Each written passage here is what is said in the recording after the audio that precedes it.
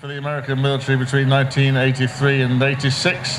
This is an 86 model, and it's powered by a 379 cubic inch V8 Detroit diesel, which is translates to 6.2 litres. So it has plenty of power. It has a 3-speed GM automatic transmission with 2-speed transfer box and selectable 4-wheel drive in the low range. And it's a comfortable drive, but it's fairly basic because there's no frills on it. There's no electric windows, no air conditioning, and no radio. No, so like the gentleman just said, a lot of vehicles, especially the military side, do not have all the bells and whistles, but that means that they become reliable. So we'll move along the line to something a little bit on the smaller side. Can you tell us a little bit about this one? Yeah, this is a Ford Jeep. Ford, well, basically Willys couldn't keep up the build for wartime, so Ford then stepped in. This was made in June of '43, and it was a pile of bits 2 years ago when I rebuilt it during furlough. That's amazing to do. So yeah, that's it. No, thank you very much.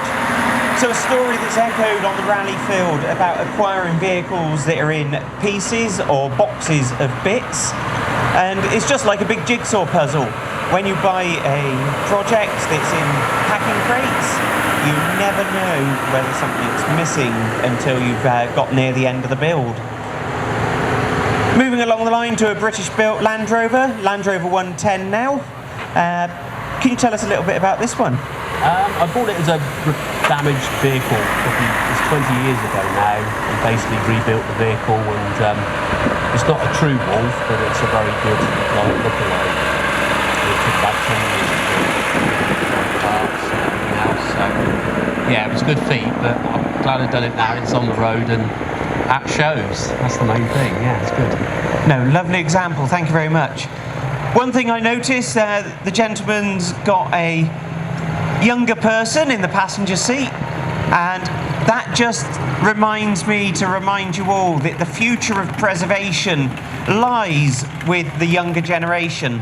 Without getting the younger generation involved, then unfortunately we don't have a sort of evolving cycle of preservationists, and to see people encouraging the younger generation is really heartwarming and uplifting to see that we've got the next generation in the making. Look at that.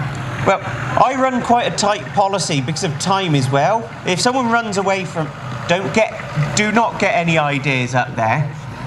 If people run away, then I don't do much talking about their vehicles, because it's one way of just sort of reducing the time in the arena when we've got sort of very limited time slots like we have at South Cerney.